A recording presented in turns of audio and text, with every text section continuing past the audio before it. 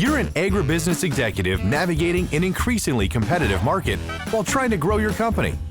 Mergers and acquisitions are pitched as an accelerant to growth, but many M&A deals destroy more value than they create. Welcome to the Pacesetter Pod, where we explore and reveal the perspectives, insights, and approaches for successful mergers and acquisitions. Here's your host, the Integration Pacesetter, Joe Mosher. Hello and welcome to another episode of the Pacesetter Pod. I am your host, Joe Mosher, founder and principal advisor of the Mosher Consulting Group. If you've listened to us before, thank you for tuning in today. If this is your first time, this show is dedicated to helping you, the leaders of small to middle market food and agribusiness firms, navigate the challenges of driving growth through mergers and acquisitions. We really want to help you de-risk your strategy and strengthen your M&A readiness to produce better results in less time and with less disruption. I appreciate you joining today. This pod is really about sharing perspectives and providing insights to equip you to drive the growth of your food or agribusiness. And usually we focus on the blind spots or the opportunities that you'll encounter during post-merger or acquisition integrations. But it's important to recognize that most of the ideas and the concepts that we talk about can be repurposed to address other strategic changes or other initiatives that you may be pursuing in your business. And today we're going to make that explicit and take a step back from mergers and acquisitions. And we're going to talk about capacity and capability. I wanted to do this episode because I hear these terms used often in reference to organizational strategy or growth or innovation. And too often I believe that they're used interchangeably. Sometimes I've even found myself doing that. And this is a problem. Why is this a problem? It's because getting the job done today is not the same as demonstrating the ability to get it done tomorrow. And I know this might sound odd, and it took me a long time to recognize the nuance and then also to recognize the power of the nuance. A lot is possible when you rally your team on achieving a singular goal. We've all been there. And getting that job done is energizing. And getting the job done becomes a source of pride. But the fire drill approach, as I call it, to execution does take a toll. So you think about the fact that time and energy and the resources in your business are finite. And when you've got a model where everyone eagerly piles into urgency or whatever the next thing is, when that happens, there's trade-offs. And there's two things about these trade-offs that you need to know. The first is that they're hidden. When there's a fire to fight, you don't stop to figure out who's going to finish the job you were working on when you first smelled smoke. You just react and you tackle the fire. Second, these hidden trade-offs have downsides. And those downsides take a long time to materialize. So those sacrifices, conscious or unconscious, the work that went undone, the work that got done perhaps substandardly, that is all going to come back later in terms of value erosion through results or latent risks that will then materialize later. These facts really hide the cost of unconsciously operating on the basis of capacity, not capability. And that's why I wanted to talk about this today. Both capacity and capability get the job done, but one of them produces costs to your business, and the other one offers dividends. So today we're going to explore this issue in three ways. We're going to offer definitions of capacity versus capability. And we're going to talk about what is the long tail risk of relying on capacity. And we're also going to talk about what are the transformational benefits of capability building within your business. And I know this might feel kind of silly, but I really feel confident that these are not just semantics. And if we think through this in the right way, you can really move the needle for your business and for your growth prospects. So let's go. So number one, let's start by defining terms. And we're going to do this with some really unscientific research comparing search results in Google. So in preparing for this show, I did a cursory review of capacity versus capability. And here's some of the highlights of what I found. When it comes to capacity really refers to the qualities required to do the job. So these are things that can be counted in different units of measurement. It could be things like quantity produced. It could be units processed. It could be the volume of put through. It also can be X number of tasks that can be completed in Y amount of time. So kind of a productivity metric. So it's very finite, it's very measurable. Capability, on the other hand, refers to the amount of work that can be done and how well it can be done. So it might look at, we can execute these types of tasks while ensuring these quality parameters, while ensuring alignment with these other parts of the business. And so it really kind of highlights the fact that capacity is finite, whereas capability is more expansive. And here's how I look at the distinctions as it relates to strategy execution within the food and agribusiness space. Put simply, capacity is episodic. You get the job done. You had the capacity to do it and you did it. But the results may not be predictable or repeatable. And getting that job done today does not mean that you could do the same thing tomorrow. It's kind of that classic investing disclaimer: past performance is not indicative of future results. And part of the reason I say that is because capacity, when we say it's finite, it means it's being competed for. It's a zero-sum game. We all say you only have so many hours in a day, and you have to allocate those hours. And for things that don't have hours allocated to them, there's no secondary or underlying process or system in place to make sure they get done. They simply didn't get the focus they needed. They didn't have capacity allocated, thus they went undone. So while capacity is episodic, capability, on the flip side, is structural. You can get the job done today, but perhaps not on effort alone. You have systems in place. You have processes in place. And this is not about administrative burden or being super rigid in how you do work and the ways it slows an organization down. Think of this more as, we resolve quality issues with customers, not by dropping everything we're doing and setting our hair on fire and running around the parking lot. We address issues because we have a process in place. We have a way of documenting the issue. We know to record the date that it was identified. We make sure that we get the lot number of the product that was impacted. We have a set of steps we take to isolate that product, as well as anything else that could be impacted.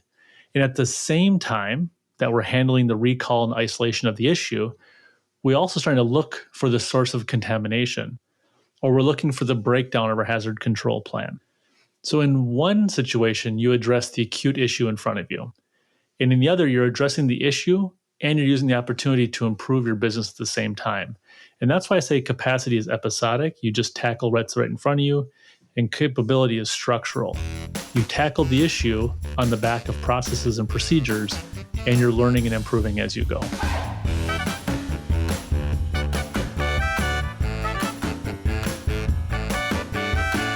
Poorly executed mergers and acquisitions destroy more value than they create. They can set your company back years. To defend your firm's position in the marketplace, you need access to the leading practices that unlock the greater potential of your people, processes, and systems. If you are undertaking a company transformation or pursuing an acquisition as a vehicle to grow, set up a call with Joe by visiting www.moshercg.com. So let's go into the second part here today. So what are the long tail risks that come with being overly reliant on capacity and how you execute your business?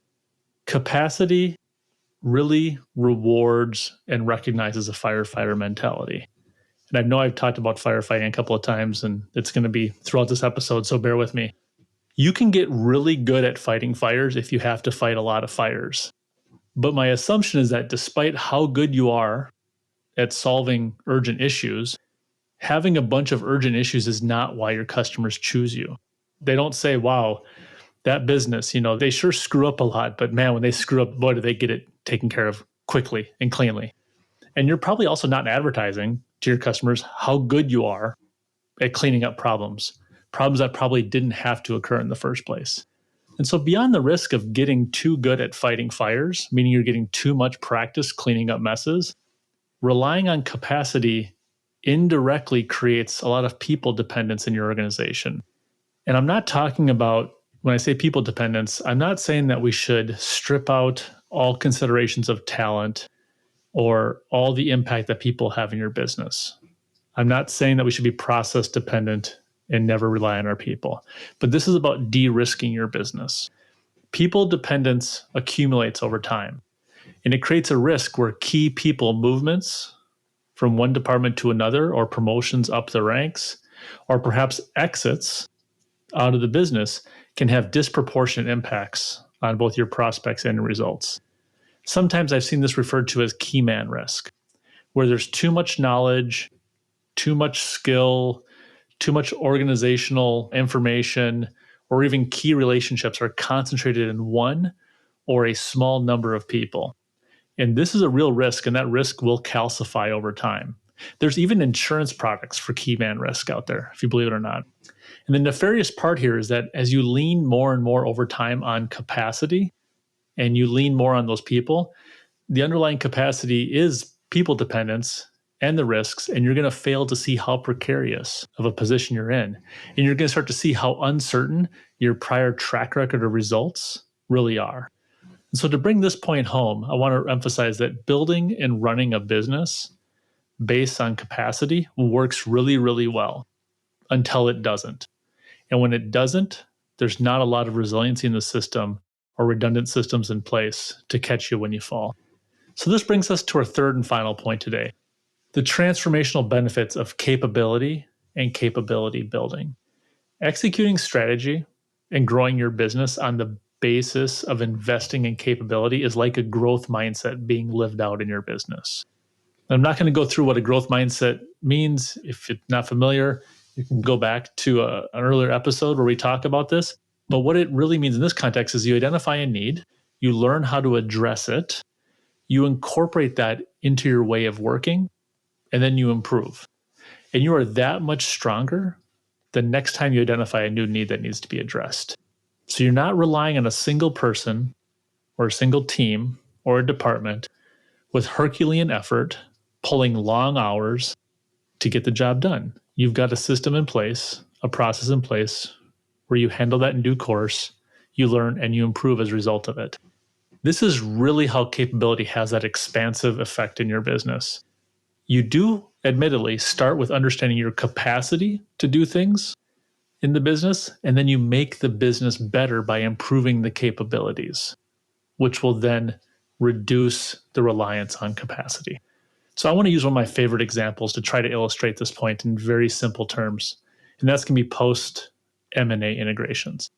So as you acquire a new business and you prepare for the integration, sure, you may have the capacity to do the work if you measure your capacity by the number of people you have on staff, the number of hours those people work, and the specific skills they have.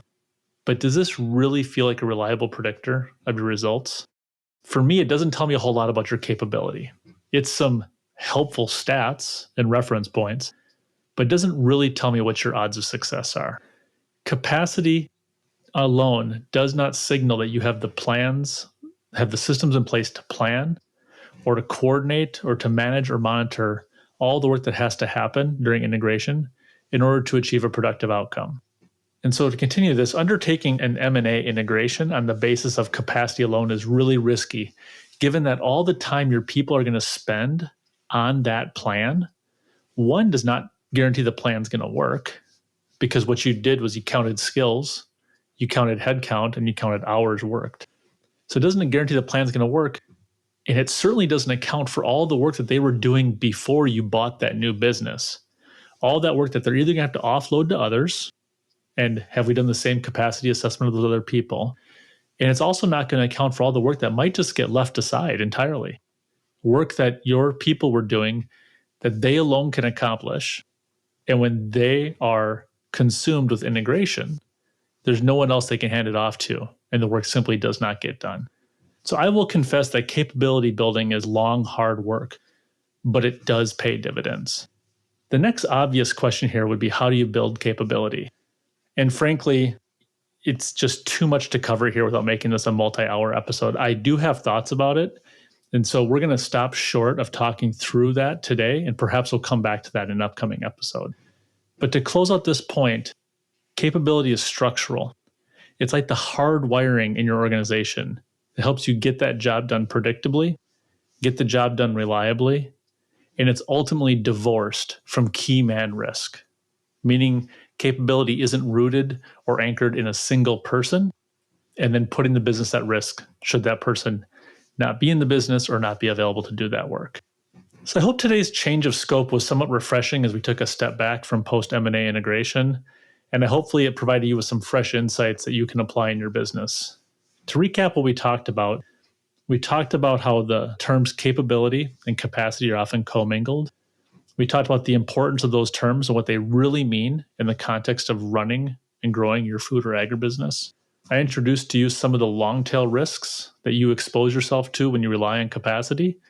And I also shared some thoughts on what it means for a company to develop capabilities and how that does de-risk your ability to grow and sustain performance. Again, I firmly believe that this is not semantics, and I would challenge you to think about how this applies across your business.